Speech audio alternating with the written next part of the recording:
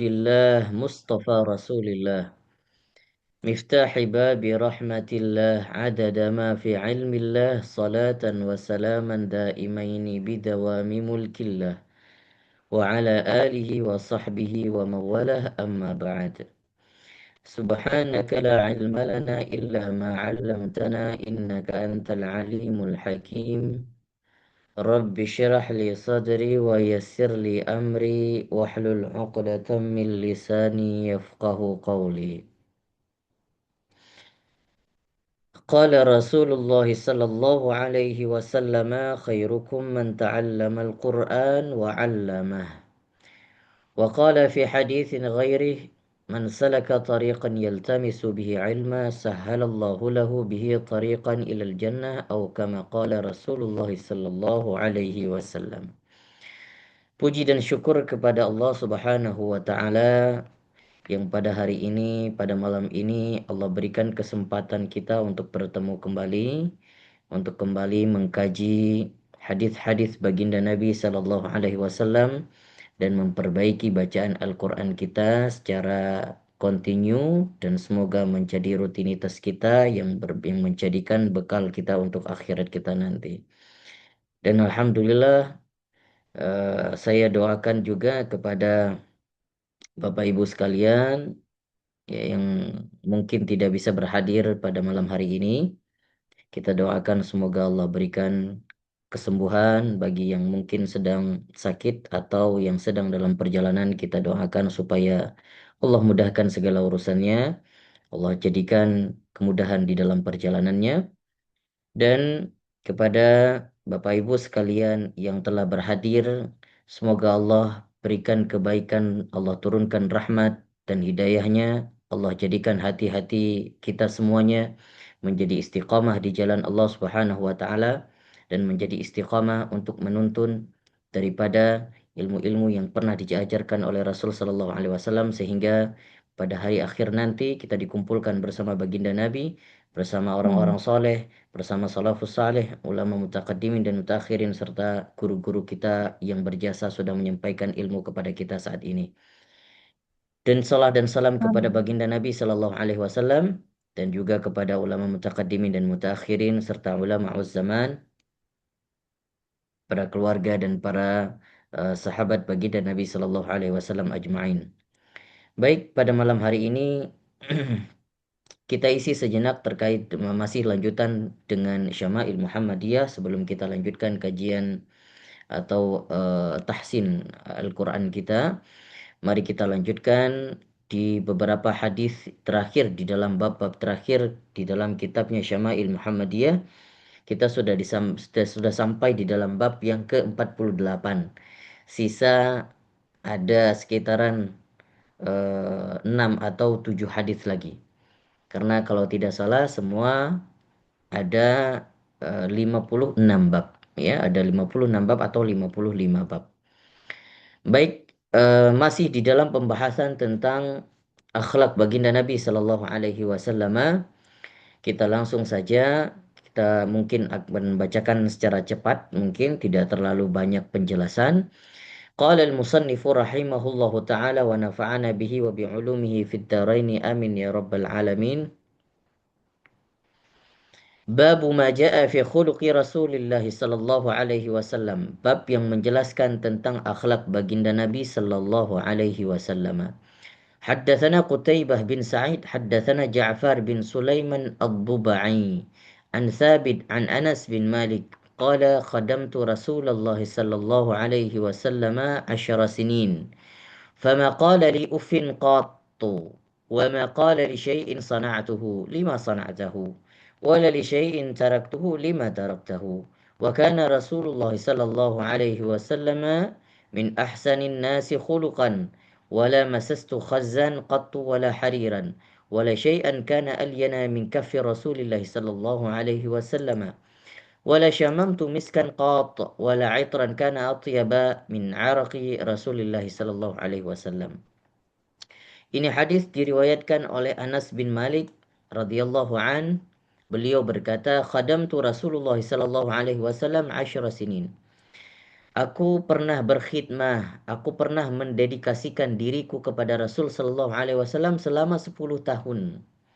Ini salah seorang sahabat yang begitu beruntung bersama baginda Nabi Sallallahu Alaihi Wasallam, full time bersama baginda Nabi.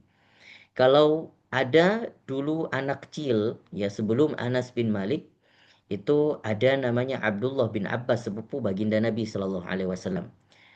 Maka Al-Abbas ya, paman baginda Nabi Sallallahu Alaihi Wasallam, salah seorang dari paman baginda Nabi, punya anak namanya Abdullah bin Abbas atau disebut dengan Abdullah. Maka tatkala di saat Abdullah ini kecil, Nabi Al-Abbas ini sering meletakkan sering meletakkan beliau di dalam majelis baginda Nabi Sallallahu Alaihi Wasallam. Artinya dibawakan dan diletakkan begitu saja di emperan masjid. Ini Abdullah bin Abbas. Sehingga Abdullah bin Abbas menjadi ulamanya umat. Menjadi ulamanya umat. Dan meriwayatkan hadis sebanyak sekitaran 2000 hadis. Kemudian ada Umar bin Khattab. Umar bin Khattab seorang sahabat baginda Nabi yang tidak mau kalah daripada pamannya Nabi. Beliau punya anak namanya Abdullah juga yang disebut dengan Abdullah bin Umar. Kalau kita melihat hadis Abdullah bin Umar, segala perilaku baginda Nabi Shallallahu Alaihi Wasallam ingin ditirunya oleh Abdullah bin Umar. Kenapa? Karena sejak kecil sudah dipertontonkan tentang bagaimana sosok baginda Nabi Shallallahu Alaihi Wasallam. Sampai-sampai Umar bin Khattab sengaja mendirikan rumahnya di depan rumah baginda Nabi Shallallahu Alaihi Wasallam, berdekatan dengan masjid, pas-pasan dengan pintu keluar baginda Nabi Shallallahu Alaihi Wasallam. Kenapa? Agar anaknya Abdullah bin Umar bisa melihat dan mencontoh secara full bagaimana qudwah baginda Nabi Shallallahu Alaihi Wasallam. Sehingga Abdullah bin Umar yang tadinya, kalau tadi Abdullah bin Abbas meriwayatkan 2000 hadis, ini Abdullah bin Umar kurang lebih 2600 hadis. Ada tambahannya 600 hadis. Nah, ada yang lebih hebat lagi. Seorang single parent. Namanya Bu Malikah. Ini ibu daripada Anas bin Malik. Ya, Bu Malikah ini punya anak, namanya Anas. Maka Anas ini ternyata bukan hanya diletakkan di majelis baginda Nabi, bukan cuman dipertontonkan bagaimana Nabi Shallallahu Alaihi Wasallam dan sengaja dibuatkan rumahnya di depan rumah baginda Nabi, tapi Bu Malikah sengaja menitipkan anaknya Anas bin Malik ini ke dalam rumah baginda Nabi Shallallahu Alaihi Wasallam supaya bisa mengalahkan kedua sahabat ini. Sehingga Anas bin Malik radhiyallahu an ini bisa dikatakan dititip kepada baginda Nabi Shallallahu Alaihi Wasallam untuk berkhidmah, dan kemudian bisa meriwayatkan, subhanallah, bisa lebih daripada 3000 hadis lebih, bahkan di sebagian riwayat mengatakan 6000 hadis lebih yang diriwayatkan oleh Anas bin Malik radhiyallahu an. Luar biasa. Dan Anas bin Malik pernah berkhidmah mendedikasikan dirinya kepada baginda Nabi Shallallahu Alaihi Wasallam selama 10 tahun. Apa komentar Anas? Ini review dari Anas bin Malik nih. Kita dengar review beliau. Fama qala li uffin qat. Apa kata Anas? Saya tidak pernah, wallahi saya tidak pernah mendengar Rasul sallallahu alaihi wasallam mengatakan kepada diriku. Anas kenapa begini? Anas kenapa begitu? Tidak pernah. Wa ma qala li syai'in sana'tuhu lima sana'tahu. Tatkala aku melakukan sesuatu, kata Anas, tidak pernah Rasul Shallallahu Alaihi Wasallam berkomentar kenapa melakukan seperti ini. Wala li syai'in taraktuhu lima taraktahu. Dan ketika aku tidak melakukannya, Nabi juga tidak pernah mengatakan kenapa engkau tidak pernah melakukan, kenapa engkau tidak melakukan, wahai Anas. Itu sungguh luar biasa bagaimana akhlak baginda Nabi Shallallahu Alaihi Wasallam. Wa kana Rasulullah sallallahu alaihi wasallam min ahsanin nasi khuluqan. Kata Anas, tidak ragu lagi bahwa Rasul sallallahu alaihi wasallam adalah yang paling baik akhlaknya. Wala masastu khazzan qat wala hariran. Dan aku, kata Anas, tidak pernah menyentuh bulu tebal atau bulu tipis atau daripada benang-benang wol yang lebih lembut, atau di bagian daripada sutra yang lebih lembut daripada tangan baginda Nabi sallallahu alaihi wasallam. Wala syamamtu miskan qat wala 'itran kana atyaba min 'araqi Rasulillah. Dan saya, kata Anas, tidak pernah mencium aroma sewangi daripada wanginya arak atau keringat baginda Nabi Shallallahu Alaihi Wasallam, tidak pernah melebihi itu. Nah, ini bagaimana seorang sahabat baginda Nabi yang pernah mendedikasikan dirinya full time kepada Nabi memberi komentar yang luar biasa. Karena kita tahu bahwasannya seandainya kita kerja di satu perusahaan atau mendedikasikan diri kita terhadap atau bekerja kepada seseorang, pasti kita tahu aib-aibnya. Mungkin 3 bulan, 4 bulan tidak pernah kelihatan aibnya. Tapi setelah 1 tahun, ya pasti ada aibnya. Ini Nabi Shallallahu Alaihi Wasallam, kata Anas bin Malik, tidak ada aib sedikit pun yang dilihat daripada akhlak terpuji baginda Nabi Shallallahu Alaihi Wasallam. Semuanya sempurna. Nah, maka saking sempurnanya, di dalam hadis riwayat yang lain, pernah diceritakan bahwa Anas bin Malik, ya, ketika disuruh oleh Rasul Shallallahu Alaihi Wasallam untuk membeli sesuatu di pasar. Namanya Anas ini anak kecil. Jadi kalau ketika disuruh sesuatu mungkin bisa jadi terdistraksi dengan hal-hal yang lain ketika berdekatan dengan pasar. Sesampainya di pasar, sahabat Anas yang kecil melihat temannya ternyata main bersama temannya. Maka Rasul Shallallahu Alaihi Wasallam menunggu apa yang dibawa pulang oleh Anas. Sudah lama Anas bin Malik tidak kunjung pulang. Ternyata Rasul Shallallahu Alaihi Wasallam menghampiri Anas, mencari Anas sampai ke pasar. Dilihat Anas bin Malik lagi main bersama sahabatnya. Apa yang dilakukan oleh Rasul Shallallahu Alaihi Wasallam? Rasul tidak menegur dan Rasul tidak apalagi memarahinya, tapi yang dilakukan oleh Rasul Shallallahu Alaihi Wasallam, wahai Anas, apa yang dikatakan Rasul, wahai Anas, berikan uang yang tadi aku titipkan, biar saya saja yang belikan. Anas karena merasa tidak enakan, mengatakan kepada Rasulullah, ya Rasulullah tidak, biar saya saja. Enggak ya Anas, kamu main saja sudah, biar saya yang belikan karena sudah dekat dengan pasar. Subhanallah, ini Rasul Shallallahu Alaihi Wasallam paham, namanya anak kecil. Pasti kemana pergi lihatnya main. Maka Nabi Shallallahu Alaihi Wasallam paham betul di mana posisi sahabatnya. Di dalam hadis yang lain kita lanjutkan, haddatsana Qutaibah bin Sa'id wa Ahmad bin Abdah wal ma'na wahid, qala haddatsana Hammad bin Zaid an Salam Al-Alawi an Anas bin Malik, diriwayatkan juga dari Anas bin Malik an Rasulullah sallallahu alaihi wasallam annahu kana 'indahu rajulun bihi atharu safrah. Dari Anas bin Malik meriwayatkan bahwa Rasul Shallallahu Alaihi Wasallam pada suatu ketika didatangi oleh seorang laki-laki. Ya, ketika itu Nabi Shallallahu Alaihi Wasallam sedang berkumpul dengan para sahabat dan datanglah seorang laki-laki yang kebetulan lelaki tersebut memakai parfum atau minyak wangi perempuan. Kalau kita sudah bahas di bagian itar kemarin bahwa parfumnya perempuan itu warnanya lebih strong tapi aromanya lebih soft. Kebalikan dengan laki-laki. Kalau laki-laki itu justru aromanya lebih strong, warnanya lebih soft. Kalau sekarang mungkin semua warna itar atau misk itu semuanya sama. Saya rasa ya. Ini zaman dahulu beda warnanya antara parfum laki-laki dan perempuan. Maka Nabi Shallallahu Alaihi Wasallam melihat ada laki-laki yang pakai parfumnya perempuan. Aromanya mungkin agak soft tapi kelihatan warna daripada parfum tersebut agak kekuning-kuningan. Maka apa yang dikatakan Rasul sallallahu alaihi wasallam, kana qala wa kana Rasulullah sallallahu alaihi wasallam la yakadu yuwajihu ahadan bi syai'in yakrahuhu falamma qama qala liqaumin law qultum lahu yad'u hadhihi sufrah. Maka kata Rasul Shallallahu Alaihi Wasallam, diceritakan oleh Anas bin Malik, saat itu Rasul Shallallahu Alaihi Wasallam tidak langsung menegur laki-laki tersebut di depannya. Tapi ketika laki-laki itu pergi dan menjauh dari Rasul Shallallahu Alaihi Wasallam, sehingga dikatakan oleh para sahabat, Nabi bahkan hampir tidak terlihat marah kalau ketemu dengan seseorang. Ini hampir terlihat, tapi juga ini belum bisa dikatakan terlihat marah. Justru Nabi Shallallahu Alaihi Wasallam mengatakan kepada seseorang, ya fulan, pergi nyusul si rajul tadi yang tadi datang kepadaku dan katakan kepada dia amanah saya, katakan kepadanya supaya ditinggalkan aroma parfum tersebut, jangan dipakai lagi. Begitu cara Nabi Shallallahu Alaihi Wasallam menegur. Jadi kalau ingin mengoreksi seseorang itu juga ada adabnya. Kita lihat adab Nabi Shallallahu Alaihi Wasallam kalau mengomentari, menegur itu tidak di dalam khalayak ramai.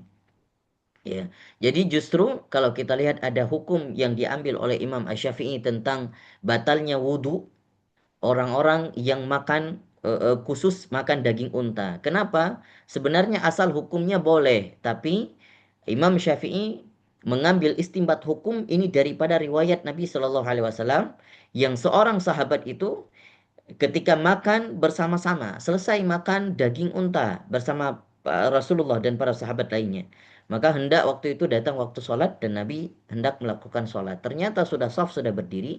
Ini sahabat secara kebetulan tidak sengaja buang angin. Tapi Nabi Shallallahu Alaihi Wasallam tahu siapa yang buang angin. Cuman karena sudah di dalam khalayak yang ramai, di depan publik, sudah di depan jamaah, semua hendak melakukan sholat, Nabi Shallallahu Alaihi Wasallam langsung spontan mengatakan, siapa yang tadi makan daging onta bersama saya? Ayo, semuanya berwudu. Supaya apa? Tadi orang yang habis buang angin tidak merasa bahwa dia sendiri yang keluar untuk berwudu dan merasa tidak enakan. Ini untuk menjaga bagaimana kehati-hatian dalam menjaga perasaan seseorang atau sahabat atau orang-orang yang dekat bersama kita. Begitu akhlak baginda Nabi sallallahu alaihi wasallam. Haddatsana Muhammad bin Bashar, haddatsana Muhammad bin Ja'far, haddatsana Syu'bah an Abi Ishaq an Abi Abdullah Al-Jadali ismuhu Abdu bin Abd. An Aisyah annaha qalat lam yakun Rasulullah sallallahu alaihi wasallam fahishan wala mutafahishan. Sakhaban fil aswaq wala yajzi bisayyiati sayyiati walakin ya'fu wa yasfah. Diceritakan oleh Bunda Aisyah radhiyallahu anha bahwa Nabi Shallallahu Alaihi Wasallam tidak pernah melakukan atau berkata kotor fahishan, tidak pernah berkata kotor, wala mutafahishan wala sakhaban, dan tidak juga pernah melecehkan orang lain, wala sakhaban fil aswaq, dan tidak pernah berteriak-teriak di pasar, wala yajzi bisayyi'ati sayyi'ah, dan tidak pernah membalas keburukan dengan keburukan, walakin ya'fu wa yasfah. Tetapi Nabi Shallallahu Alaihi Wasallam senantiasa memaafkan siapa yang menzaliminya, dan bukan hanya memaafkan, wa yasfah. Yasfah ini memang sering dipakai oleh orang Arab itu berjabat tangan, tapi makna di sini lebih tepat bukan berjabat tangan, tapi yasfah itu adalah melupakan kesalahan orang lain.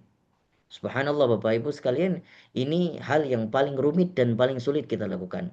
Kalau ada orang yang melakukan kezaliman atau menyakiti hati kita, hal yang paling sulit adalah mungkin memaafkan bisa, tapi melupakan keburukan atau tindakan yang jelek terhadap kita itu susah sekali.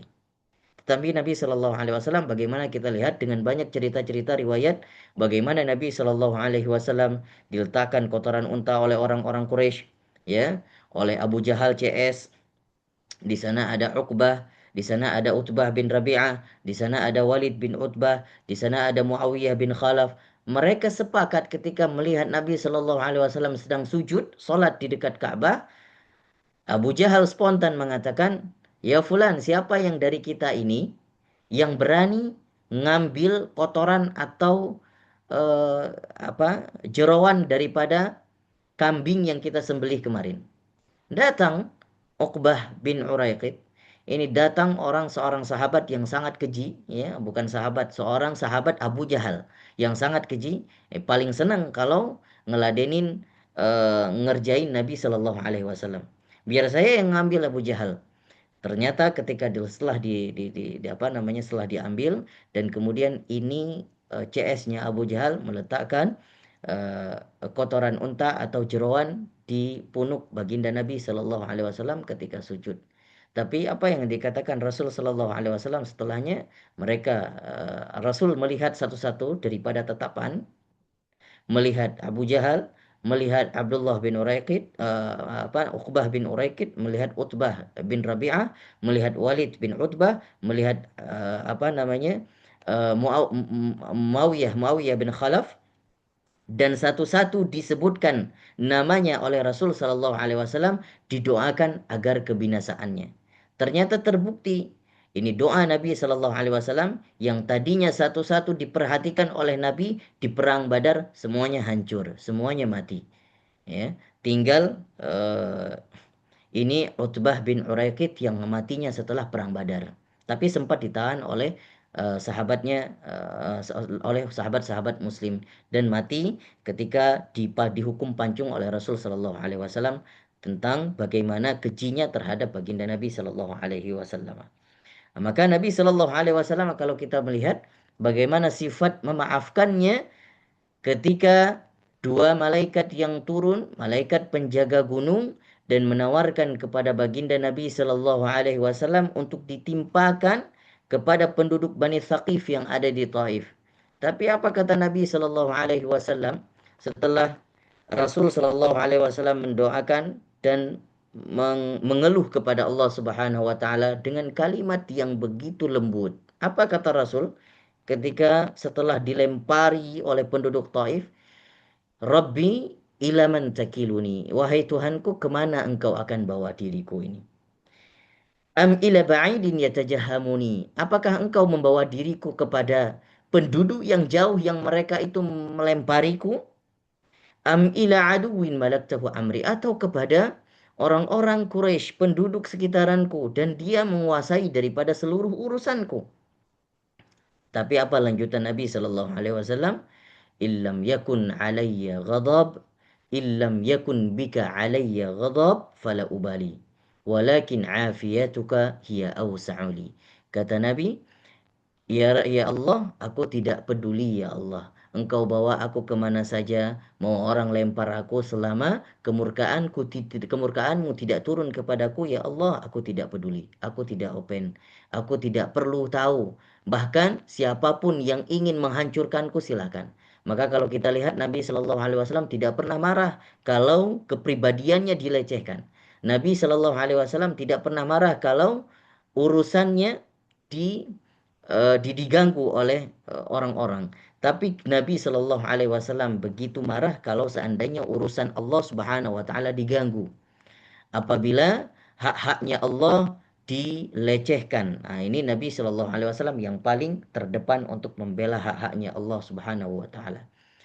Kita bacakan satu hadis lagi yang terakhir. Haddatsana Harun bin Ishaq Al-Hamdani, haddatsana Abdah an Hisham bin Urwah an abihi an Aisyah qalat ma daraba Rasulullah sallallahu alaihi wasallam biyadihi syai'an qat ila an yujahida fi sabilillah wala daraba khadiman wala imra'atan.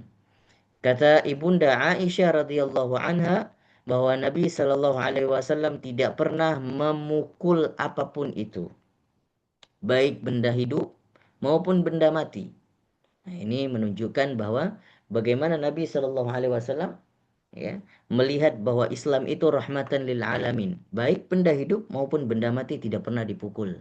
Ini kalau kita mungkin ya sedikit marah nggak sama orangnya tapi sama bendanya dilempari. Nah, ini juga jadi permasalahan. Biyadihi syai'an qat ila ayyujahida fi sabilillah, kecuali Nabi Shallallahu Alaihi Wasallam baru memukul atau memerangi sesuatu ketika di dalam perperangan jihad fi sabilillah. Wala daraba khadiman wala imra'atan. Ini penting nih. Wala daraba khadiman. Nabi Shallallahu Alaihi Wasallam tidak pernah memukul yang bekerja padanya. Tidak pernah memukul budak, tidak pernah memukul orang-orang yang di sekelilingnya. Wala imra'atan, dan Nabi Shallallahu Alaihi Wasallam juga tidak pernah memukul perempuan. Nih kita laki-laki jadi notice betul ya, jangan suka main tangan. Bahwa Nabi Shallallahu Alaihi Wasallam sudah mengajarkan bahwasannya Nabi tidak pernah main tangan, tidak pernah main fisik dengan tangannya kepada perempuan terutamanya dan kepada orang-orang yang bekerja kepadanya. Bahwa Nabi Shallallahu Alaihi Wasallam memperlihatkan bagaimana akhlaknya yang begitu lembut, akhlaknya yang begitu tulus, akhlaknya yang begitu mulia, yang seharusnya ketika kita sudah membacakan banyak daripada riwayat hadis-hadis Syama'il Muhammadiyah ini, akan ada berbekas sedikit, satu hadis, dua hadis, tiga hadis berbekas di benak kita. Baik itu dalam perilaku atau bagaimana adab-adab kita yang tadinya mungkin kita tidak tahu, tapi setelah baca Syama'il Muhammadiyah ternyata begini akhlak Nabi, maka kita tiru. Ilmu itu diamalkan ya. Jadi Seharusnya bahkan sampai yang terkecil. Bagaimana Nabi Shallallahu Alaihi Wasallam yuhibbut tayammun. Nabi itu suka memulai dengan yang kanan. Maka kalau memakai baju, celana, mulailah yang kanan. Atau memakai sendal, mulailah yang kanan. Hal-hal yang seperti itu akan membawa keberkahan di dalam hidup kita Bapak Ibu sekalian. Meskipun sepele, meskipun remeh, tapi kalau kita meniru bagaimana seluruh aktivitas baginda Nabi Shallallahu Alaihi Wasallam dan itu menjadi pahala sunnah, dan juga mendatangkan rahmat di seluruh lini aktivitas kehidupan kita. Baik Bapak Ibu sekalian, itu yang dapat kita sampaikan pada malam hari ini. Semoga bermanfaat kepada diri saya sendiri dan kepada kita semuanya. Insyaallah setelah ini kita akan lanjutkan langsung ke sesi talaqi. Barakallahu fikum wallahu ta'ala bisawab. Mangga. Baik, silakan. Kita mulai Hari aja. ini talaqi yang akhwat. Akhwat. Ya, mangga Ibu Meli. Iya, Mulai Kang dekat Nunu, Ibu Meli. Mangga. punten, Kang Nunu itu di message gimana? Ada mau dijawab dulu apa langsung talaki saya? Oh, sebentar. Terima kasih panas cek. Oh, Ustaz gini aja. Apa nanti dimasuk Arif yang di pertanyaan kan lewat di grup aja Oh ya iya, supaya yang lain lewat WhatsApp ya. di grup aja nanti masuknya. Kita nanti baik, Panjang. baik, masukin di baik, grup aja. baik. Panjang soalnya penjelasannya nanti. Baik. Ih, Nanti kalau seandainya selesai talaki yang akhwat, mungkin di akhir sesi kita sempat bahas, kita bahas sedikit. Kalau tidak, insya Allah di grup nanti akan saya bahas. Syukran Ustadz.